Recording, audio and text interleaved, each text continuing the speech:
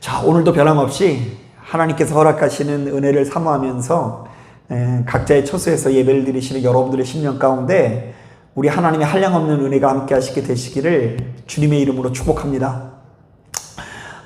요사이 이제 그 아침과 저녁으로 어찌나 이 날씨가 좋은지 저도 얼마 전까지는 이제 밤에 에어컨을 틀고 잤었는데 이제는 그러지 않아도 참 시원하게 느껴지는데요.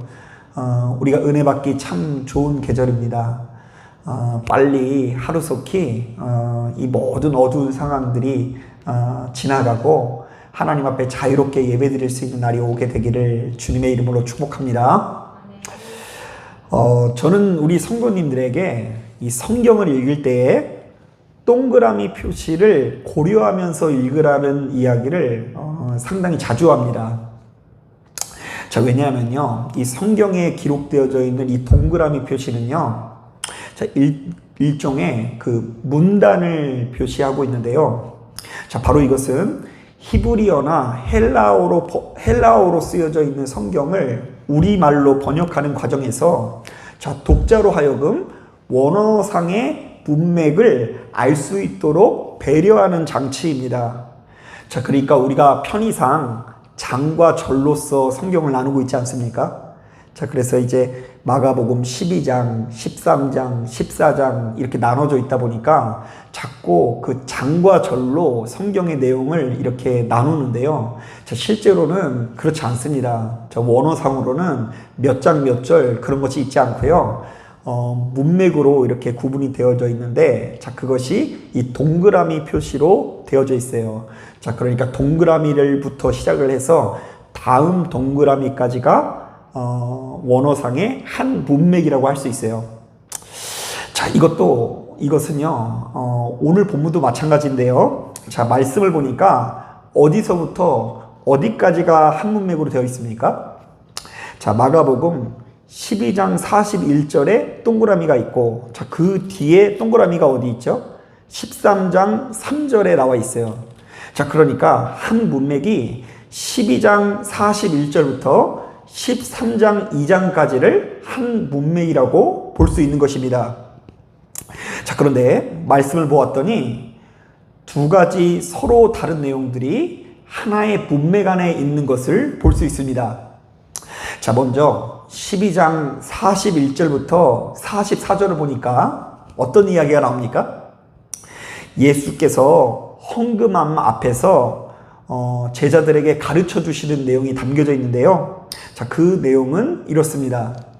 자, 예수께서 헌금함에 앉아 계시는데요. 여러 부자들이 엄청난 금액의 돈을 헌금하시는 것을 보게 됩니다.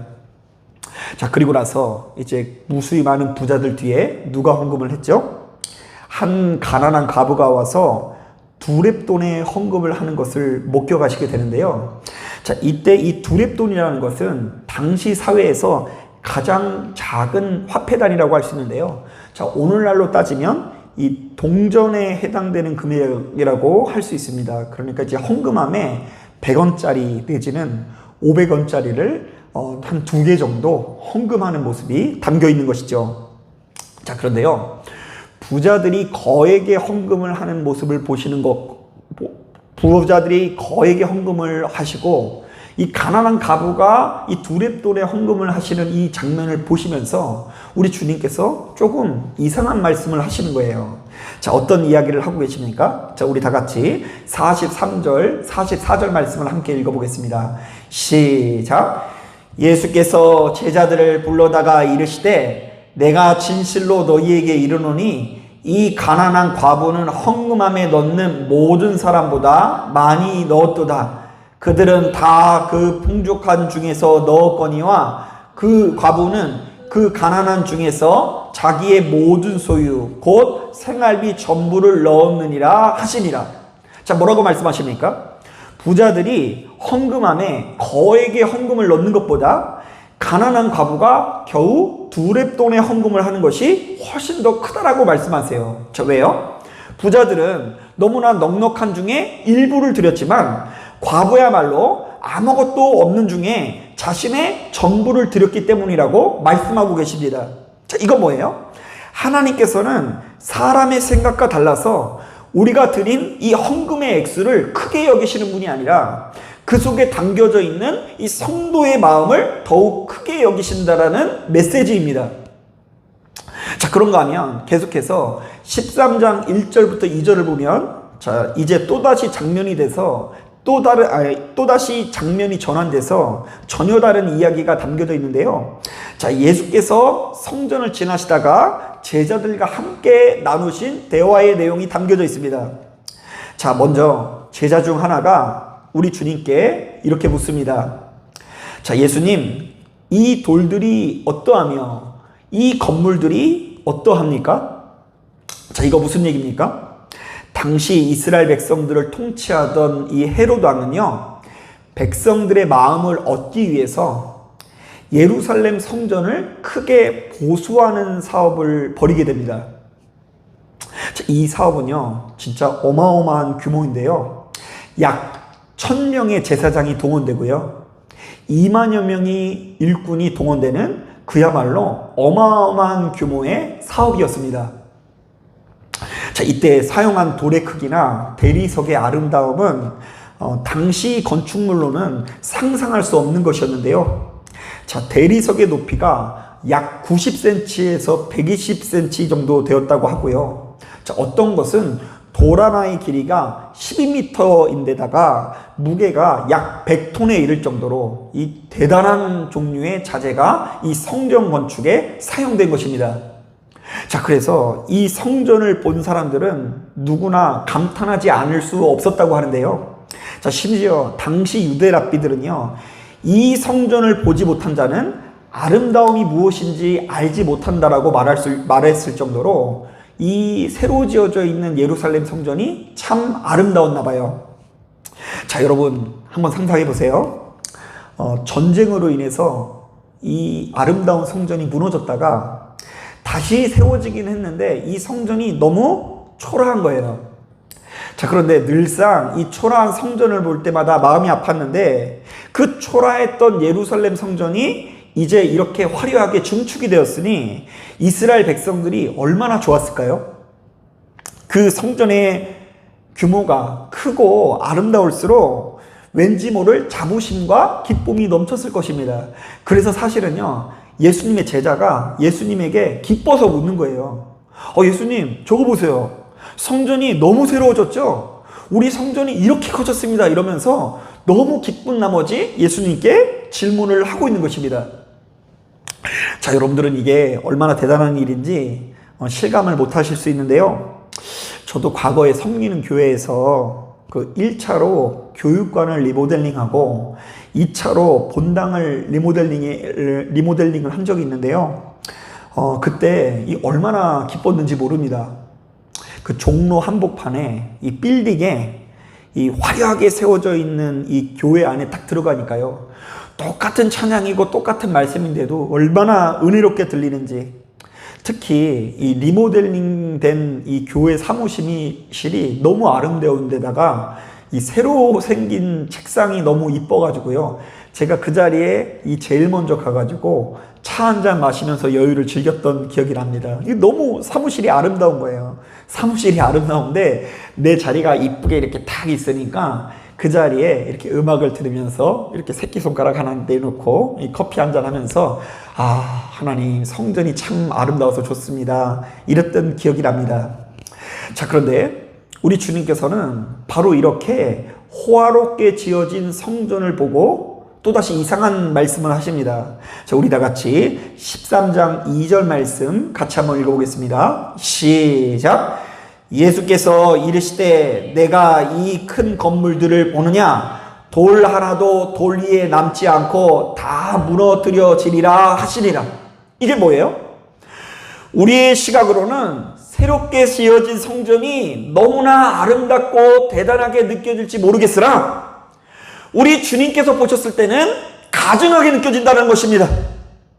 자, 그렇기 때문에 이렇게 호화로운 성전은 대대손손 크게 부흥할 거라고 말씀하시지 아니하시고요, 도리어 돌 하나 남지 않고 파괴될 거라는 이야기를 하고 계세요.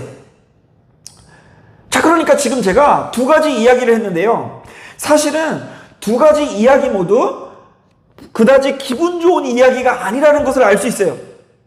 자, 어떤 면에서는요, 좀 현실성이 결여되어져 있는 이야기처럼 느껴질 수 있는데요. 자, 왜요? 자, 여러분 생각해 보세요.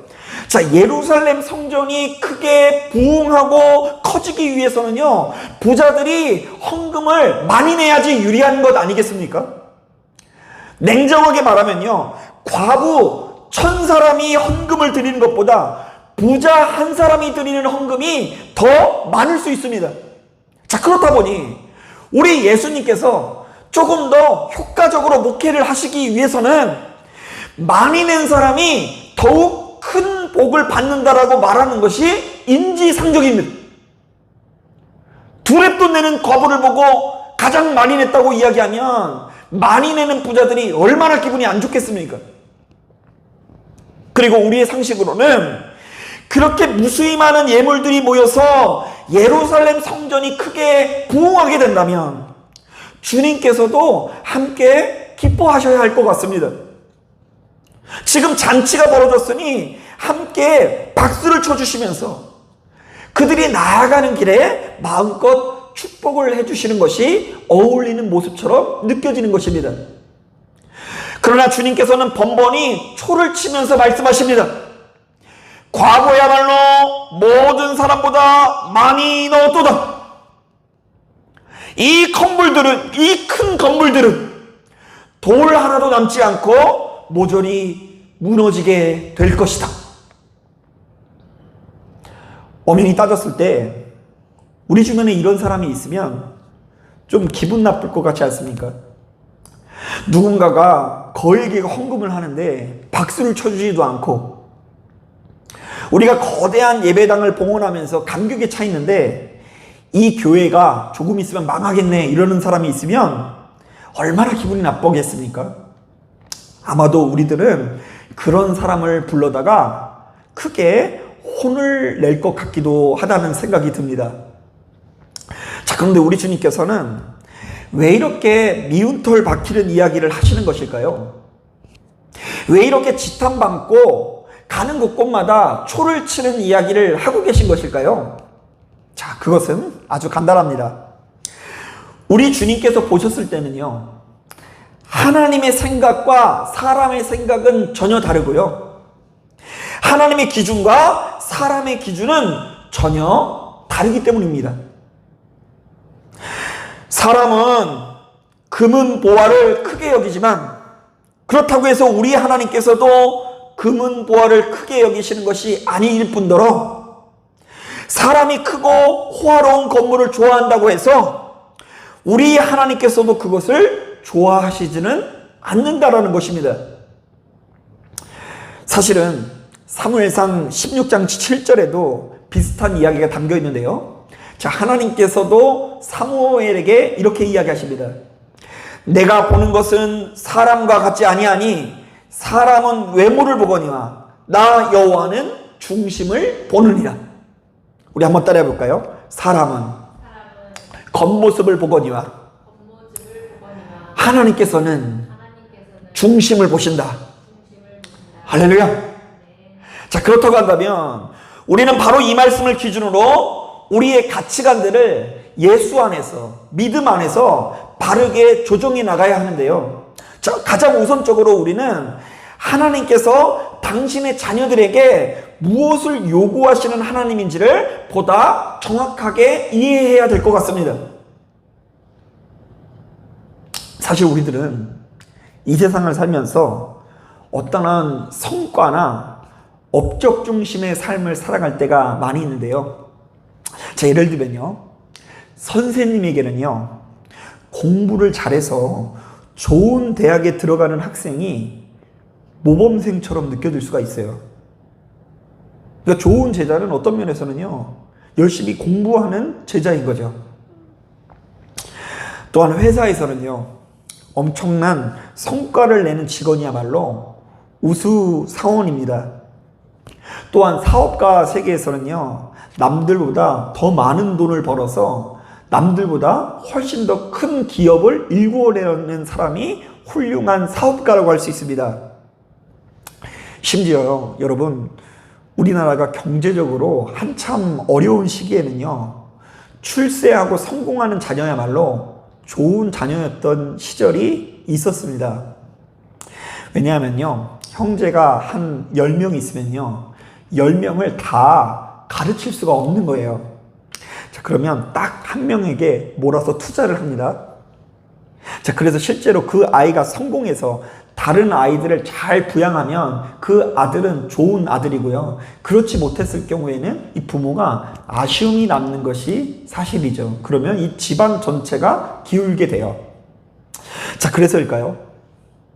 우리가 바로 이런 사고에 익숙하다 보니까 우리 하나님 앞에 서서도 우리도 모르는 사이에 어떤 성과나 업적을 드러내면서 끊임없이 나 자신의 존재 가치를 하나님께 증명하려고 할 때가 많이 있습니다.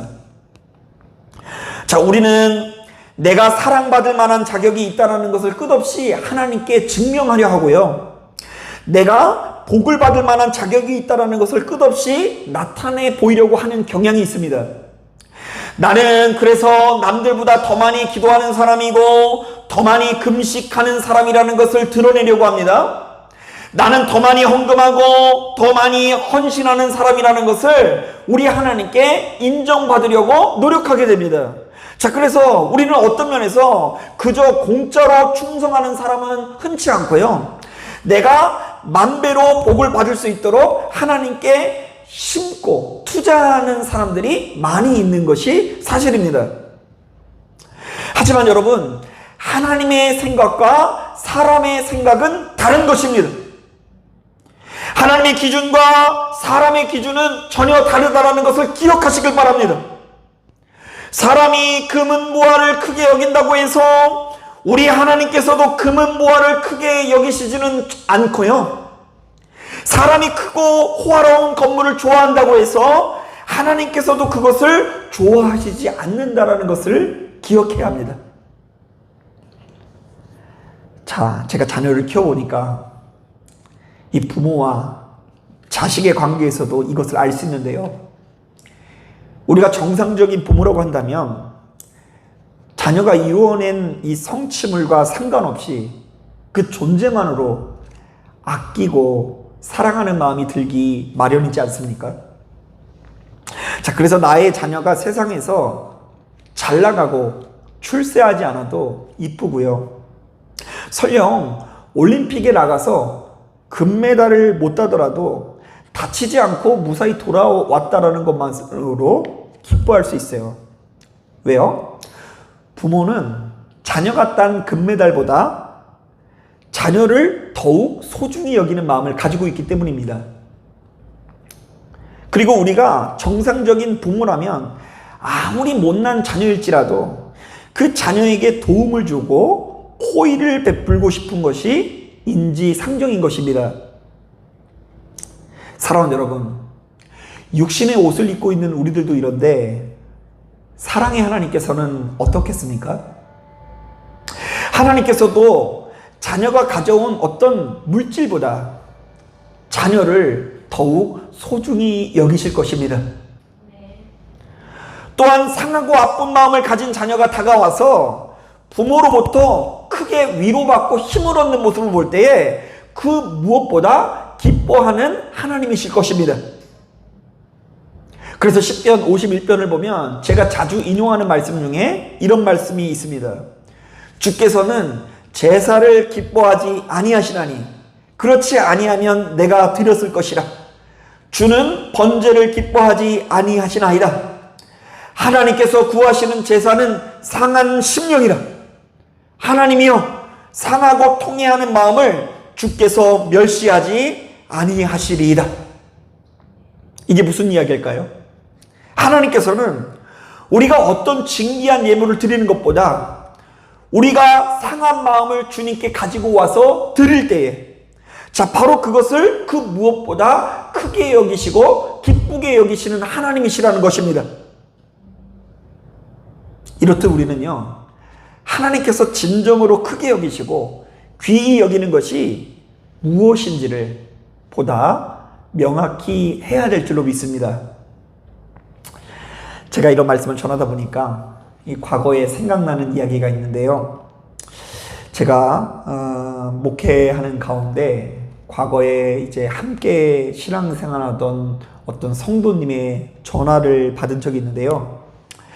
이분이 해외에서 신앙생활을 하면서 한 교회에 새롭게 출석하게 되었는데, 새롭게 출석한 교회에서 큰 충격을 받게 됩니다.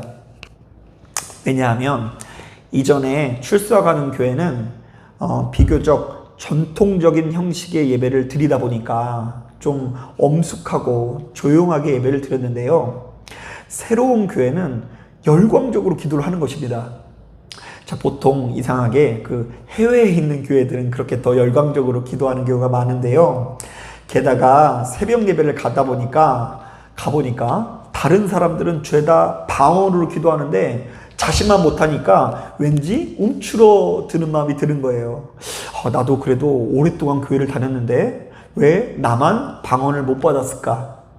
그래서 이제 수차례 자신도 역시 방언을 받게 해달라고 간절하게 기도하는데 그놈의 방언이 달라고 하면 좀 터질까요? 안 터질까요? 아무리 노력해도 방언이 터지지 않는 거예요. 자, 그래서 너무 답답한 마음에 한국에 있는 저한테 이제 전화를 했어요. 자신이 어떻게 해야 방언을 받냐면서 해외에서 전화가 온 거죠. 자, 그런데 제가 그래서 뭐라고 얘기했을까요?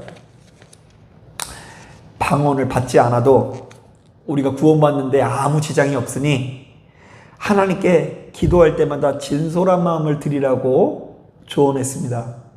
자, 그러면서 고린도전서 13장 말씀을 인용했던 것 같아요. 제가 읽어볼게요. 내가 사람의 방언과 천사의 말을 할지라도 사랑이 없으면 소리나는 구리와 울리는 꽹과리가 되고, 내가 예언하는 능력이 있어 모든 비밀과 모든 지식을 알고 또 산을 옮길 만한 모든 믿음이 있을지라도 사랑이 없으면 내가 아무것도 아니요. 내가 내게 있는 모든 것으로 구제하고 또 내 몸을 불사르게 내줄지라도 사랑이 없으면 내게 아무 유익이 없느니라. 자, 그랬더니 저의 이야기를 듣더니 별로 위로가 안 되셨던 것 같아요. 왜냐하면 저도 충분히 이해를 하는데요. 방언 받고 싶어서 전화한 사람에게 방언 받지 않아도 된다고 하니까 이게 얼마나 초치른 이야기처럼 들릴 수 있겠습니까? 자, 그런데 이것은요, 그때나 지금이나 동일합니다. 여러분, 사람이 방언을 한다고 해서 더 나은 삶을 살아가는 것은 아닙니다. 사람이 예언하는 능력이 있어서 남들이 알지 못하는 큰 비밀을 안다고 해서 끝까지 구원의 능력을 지켜내는 것은 아니더라고요. 제 주변에는요, 이전에 그 누구보다 강렬한 영적 체험을 했음에도 불구하고 현재는 진짜 거짓말처럼 교회를 다니지 않으시는 분들도 있고요.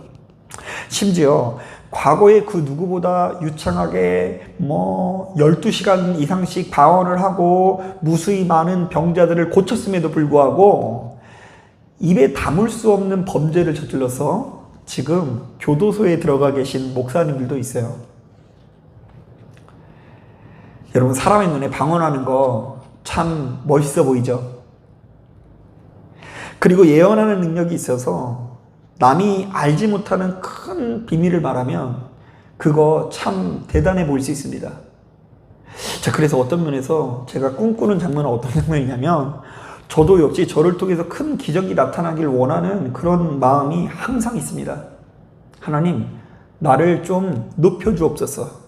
나를 주변 사람들 앞에 내세워 주옵소서. 그래서 이제 저도 역시 지팡이 비슷한 거 하나 갖고 다니면서 그냥 물이란 물은 다 치기만 하면 반으로 갈라지면 얼마나 좋겠습니까? 100곳에 있는 바닷가 가가지고 한복판에 가서 이 지팡이 팍 두들겨가지고 반으로 갈라지면 아마 100곳에 있는 사람이 제가 이 대단한 능력이 있는 목사라고 여길 것입니다. 자, 그러나 우리의 눈에 크게 보인다고 해서 하나님의 눈에도 크게 보이는 것은 아닙니다. 하나님께서는 우리가 크게 여기는 방언이나 예언보다 사랑을 더욱 크게 여기신다라는 것을 기억하십시오. 왜요? 하나님께서는 사랑의 하나님이시기 때문입니다. 하나님께서 사랑의 진수, 사랑의 정수이시기 때문에 그분께서 이 땅에 보내신 예수 그리스도 역시 사랑의 근본 본체이시기 때문입니다. 또한 성령께서는 이 시대를 살아가는 우리들을 여전히 죽기까지 아끼고 사랑하시면서 우리도 역시 사랑하며 살기를 요구하시는 영이시기 때문입니다. 저는 바로 이런 차원에서 시간이 흐를수록 하나님과 여러분들의 관계가 보다 깊어지기를 바랍니다.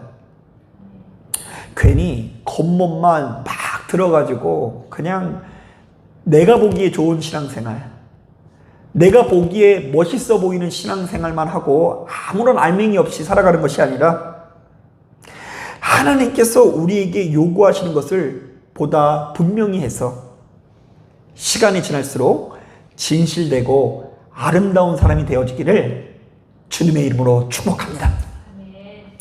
자, 말씀을 정리합니다. 오늘 우리가 읽은 이 말씀은요, 한 문맥으로서 크게 두 가지 내용이 담겨져 있는데요. 먼저 첫 번째로는 주님께서는 부자들이 드린 거액의 헌금보다 가난한 과부가 드린 두 렙돈의 헌금을 더욱 크게 여기시는 장면이 담겨 있습니다. 우리 생각으로는 많이 내면 복 받는다 이러면 좋을 것 같은데, 많이 안 내는, 제일 조금 낸 사람에게 가장 복되다라고 말씀하시는 주님이세요. 자, 그런가 하면 두 번째로는 주님께서 이 호화롭게 지어진 성전을 보시고는 우리 생각으로는 이야 멋있다 할 것 같은데 마음껏 축복해 주시지 않고 도리어 엄청난 저주를 쏟아내고 계시는 주님의 모습을 볼 수 있습니다. 이건 내가 원하는 것이 아니다. 자, 그런데 주님께서는 왜 이런 말씀들을 오늘날 이 시대를 살아가는 우리들에게 보여주고 계신 것일까요? 그것은 딱 한 가지입니다. 하나님의 생각과 사람의 생각은 다르며 하나님의 기준과 사람의 기준은 전혀 다르다. 바로 이것을 우리에게 보여주고 계세요. 그래서 여러분, 우리는 수시로 이렇게 외쳐야 합니다. 내 눈이 변하여 사람의 기준을 가지고 사람이 크게 여기는 것에 열광하는 모든 본성은 꺾일지어다. 그리고 껍데기는 가라. 이 껍데기 이거 별거 아니다. 진짜 중요한 알맹이는 따로 있다. 이렇게 외치길 바랍니다. 사랑하는 여러분, 하나님께서 어떤 분이신지를 제대로 이해해야 합니다. 하나님께서 진정으로 기뻐하시는 일은 무엇일까요? 또한 하나님께서 지금 이 순간 우리에게 무엇을 요구하시는지를 보다 명확히 분명히 해야 하는 시대인 것 같습니다. 우리가 시간이 지나면 지날수록 예수 안에서 영적으로 제대로 된 것을 분별하시는 저와 여러분들이 되기를 주님의 이름으로 축복합니다. 자, 기도하겠습니다.